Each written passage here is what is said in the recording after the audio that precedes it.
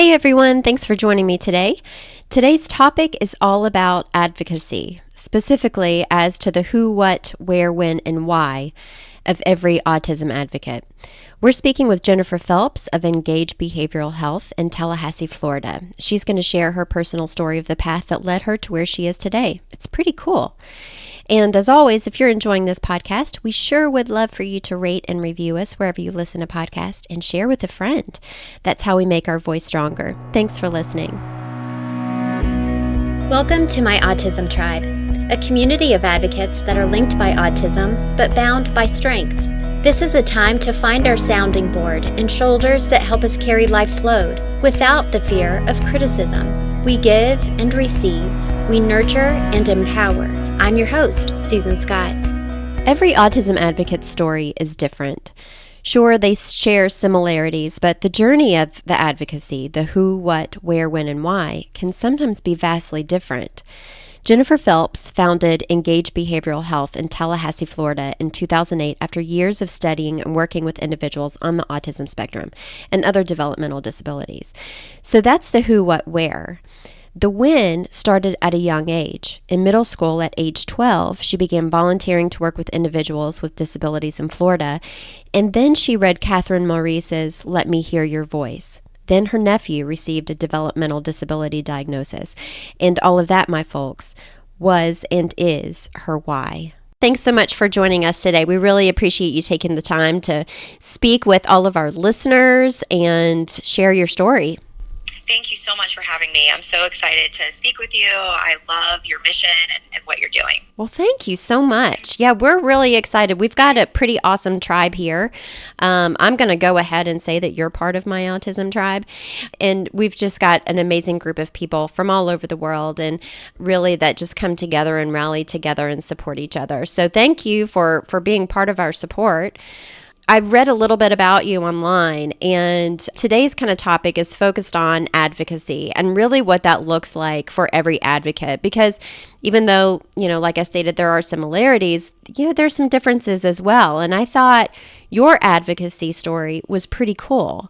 It started at a young age. And can you share with everyone about how your passion started? Yes, and thank you. It did. I really can't believe how long ago it started and how many years have passed that I have been able to work with so many amazing families. So when I was about 7 or 8 years old, my brother actually married a woman who had a child with a developmental disability. Mm-hmm. And that's when my interest in working with kids with special needs really first kind of emerged. I loved spending time with him. He was just one of my favorite people to visit and see in the holidays. He was such a brilliant and special individual.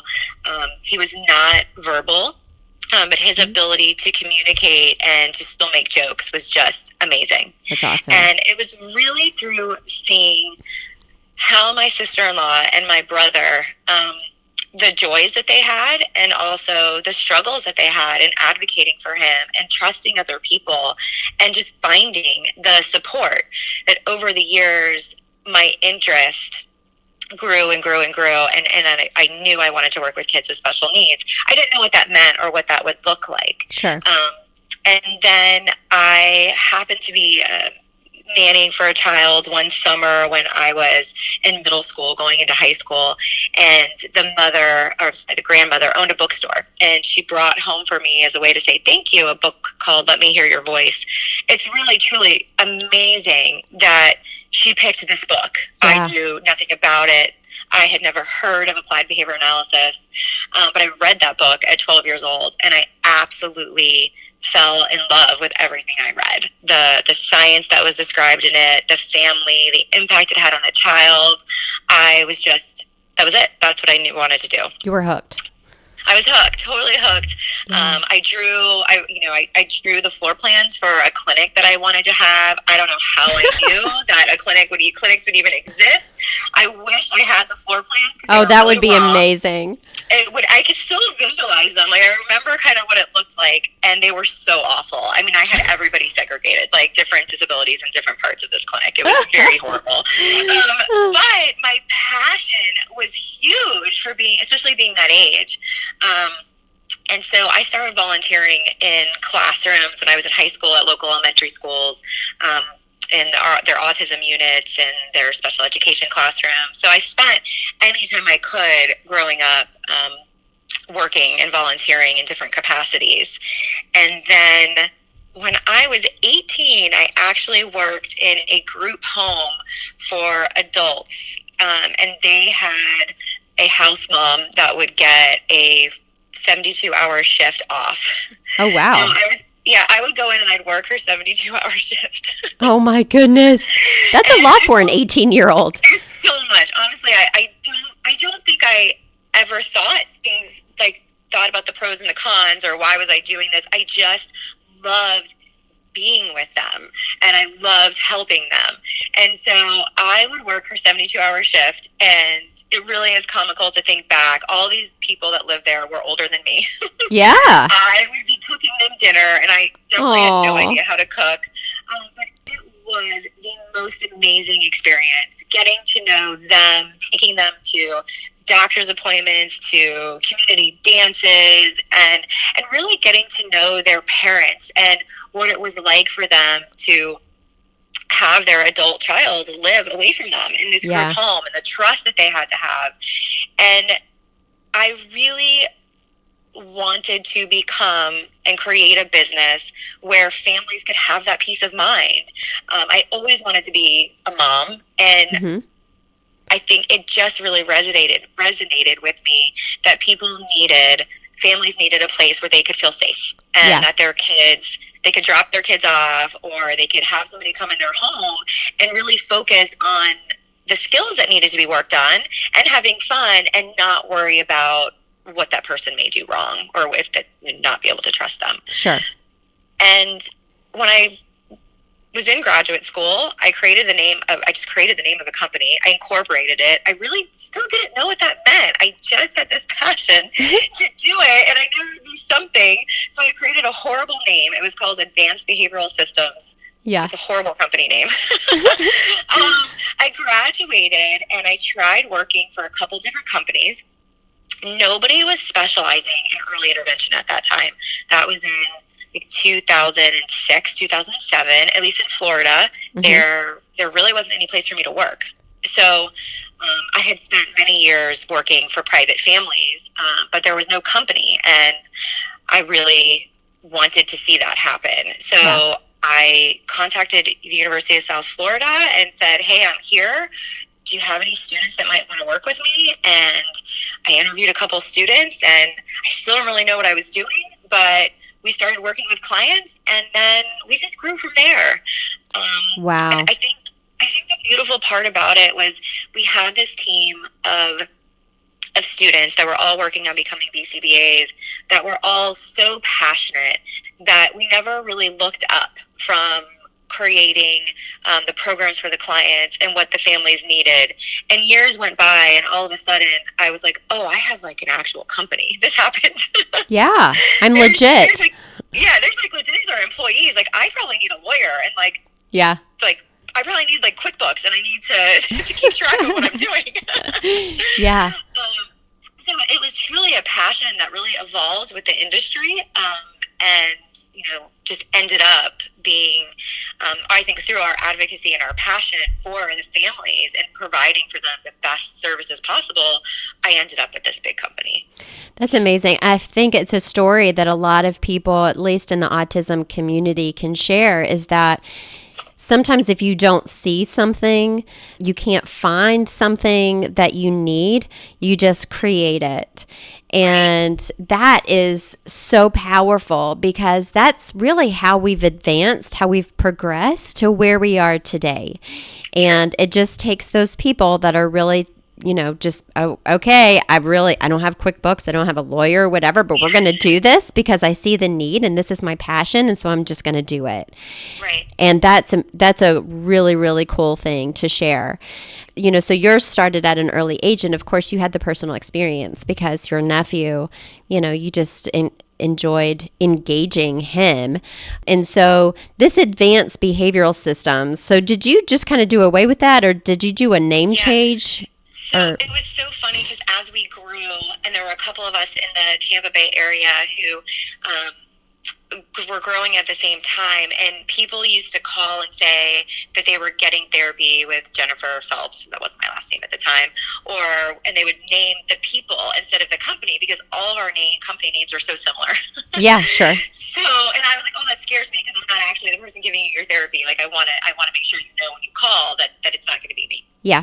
So I actually worked with a marketing company, and I shared with them what my mission was and what I really wanted, and they came up with the name Engage. And it was such a perfect name. As soon as they presented like 10 names, and as soon as they presented that one, I was like, that's it. Because all day I am saying, we need the therapist to be fully engaged with the parents. We need the kid to be engaged. We want them help. We want to help the parents and the therapist be engaged with the other therapist. And I want to go and I want to engage with the child's school. And it was really all about creating a hub kind of communication and of therapy where we could all engage with each other about the child and then go and do our jobs.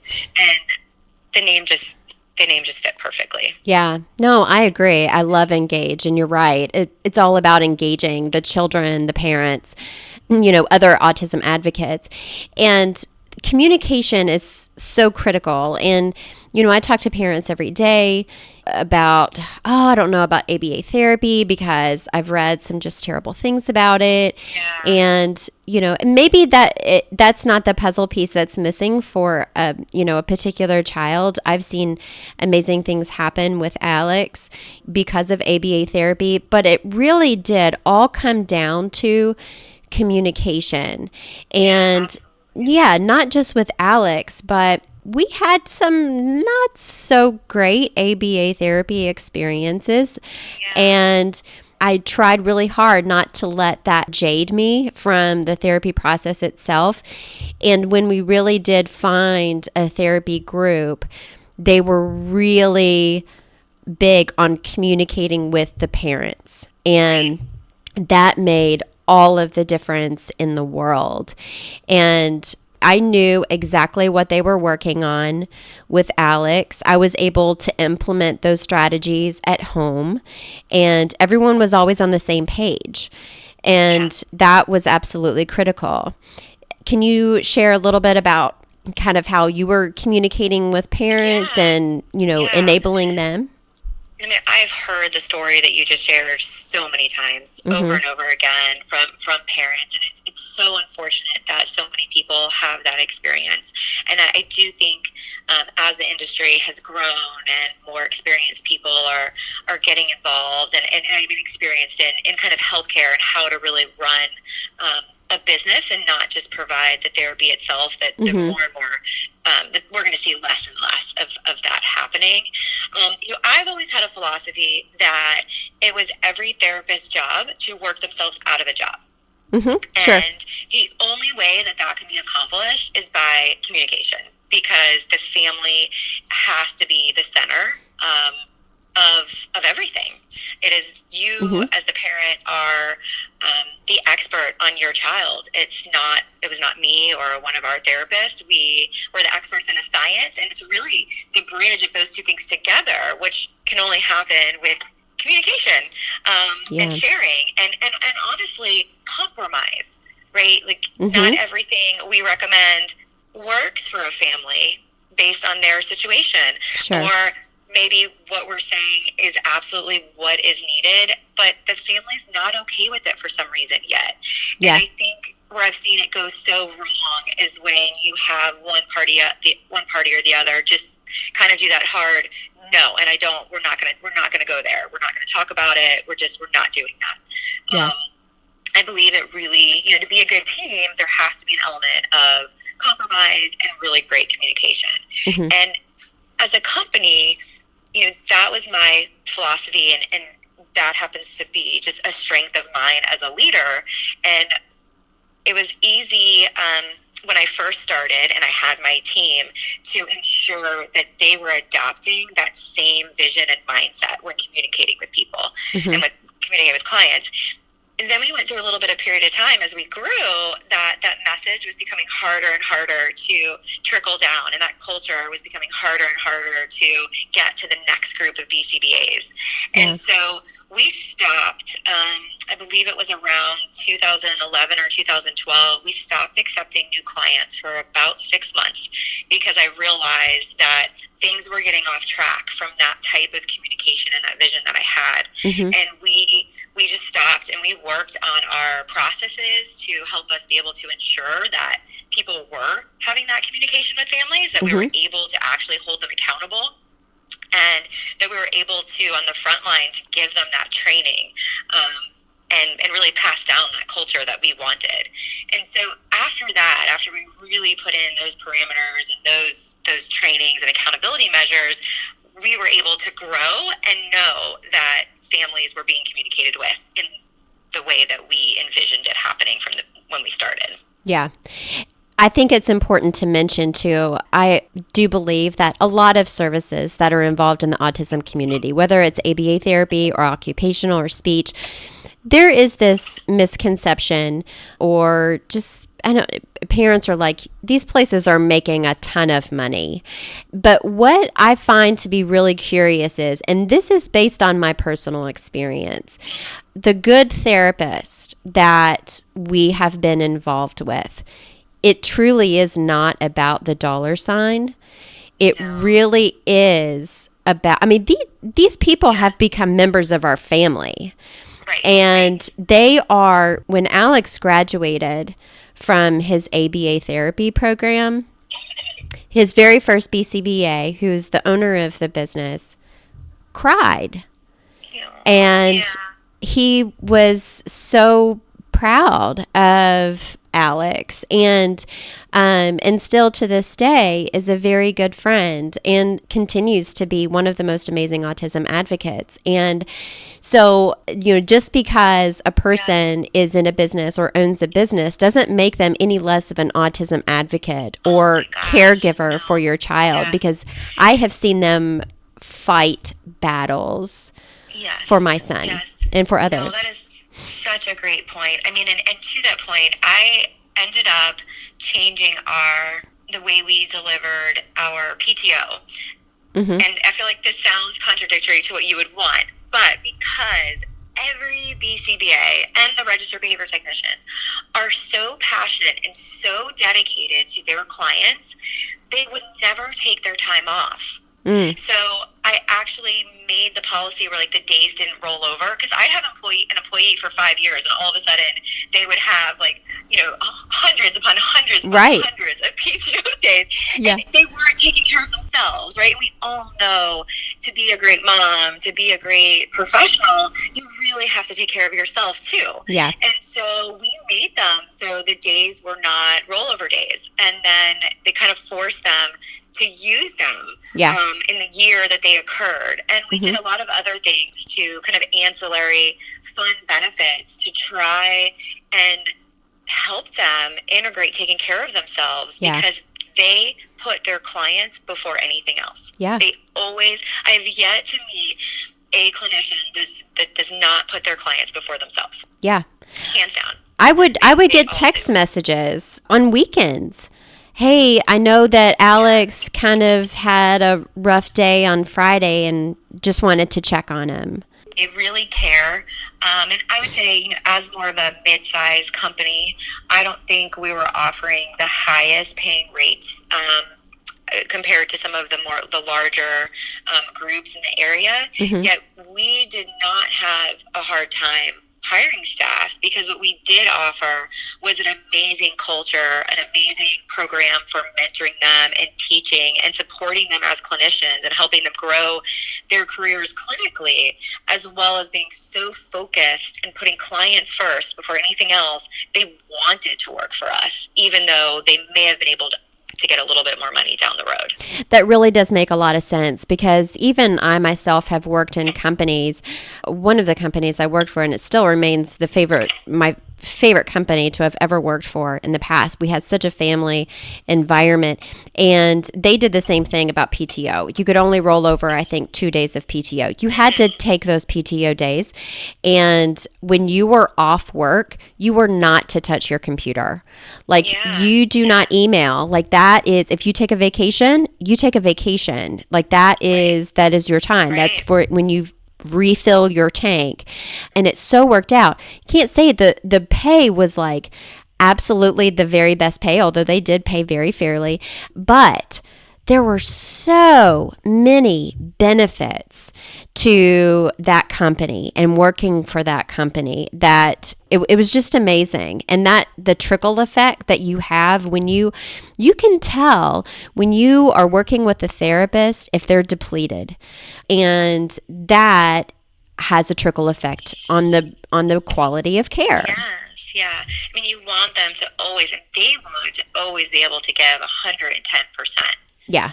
And I would say too is I think now that I have my own kids that are 6 and 5, and this is their second year in school. Mm-hmm. It's such a different experience to actually be the mom at a school instead of the professional at a school. It's been kind of interesting to be on the other side of things, and I have to say I never realized how much over the years I was learning from the parents that I worked with. Oh, interesting. You kind of think as yourself as I'm the advocate and I'm here to help you. It's so different now being a mom and being in the school and, maybe wanting to advocate for your kids and getting to know just how you interact with other people. I was truly spoiled being in a community of people, of moms and dads, but it was typically moms with children on the spectrum. Yeah. It is such a different, it's just a very different community. And I really was very spoiled. Not that, all the parents I know are absolutely amazing. Sure. For my kids' school, but there's a different level of understanding and acceptance, and like we're here for each other, and we're going to help fight for each other and each other's kids, and we're going to love our kids, each other's kids, and have their back and support each other in a way that is very special. Yeah. I really learned. I think I'm a much better mother having known so many parents and how they advocated for their kids and how they interacted with people for their kids than I would have been without it. And your children, I do believe, because you've been in the role of advocacy, your children have seen that and will continue to see that, and they will be advocates themselves. So I really wish that, because there have been times I have had to bite my tongue and hold back some choice words, because just recently we were at the pool, my son and myself, and they were playing, and Alex was trying to insert himself, which was a really big deal, into this little group of friends. They were already friends, but Alex was trying to be their friend. And it can be a little awkward, and so they were being not so nice to him, saying, "Get away, we don't want to play with you." And the mother was right there.